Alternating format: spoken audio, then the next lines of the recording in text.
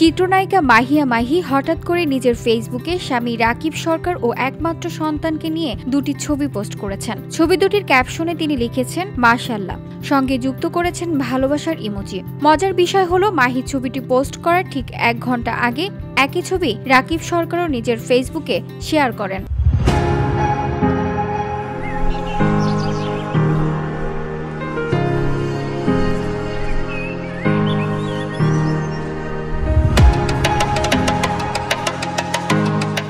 একই সময়ে মাহি ও রাকিবের কাছাকাছি সময় স্থির চিত্র পোস্ট করা নিয়ে ইতিমধ্যেই নেট দুনিয়ায় তৈরি হয়েছে নতুন রহস্য। দুজনের সম্পর্ক তবে কি বরফ গলেছে? নতুন করে কি জোড়া লাগছে এই তারকা দম্পতির সংসার? নেটিজেনদের মধ্যে চলছে জোর গুঞ্জন।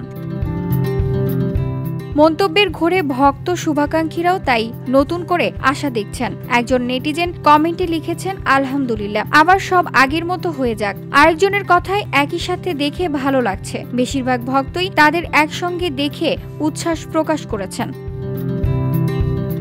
মাহিয়া মাহি 2021 সালের 13 সেপ্টেম্বর গাজীপুরের ব্যবসায়ী ও রাজনীতিবিদ রাকিব সরকারের সঙ্গে বিবাহ বন্ধনে আবদ্ধ হন। চলতি বছরের ফেব্রুয়ারিতে ভিডিও বার্তার মাধ্যমে রাকিবের সঙ্গে বিচ্ছেদের ঘোষণা দেন। তাদের সংসারে রয়েছে এক পুত্র সন্তানও।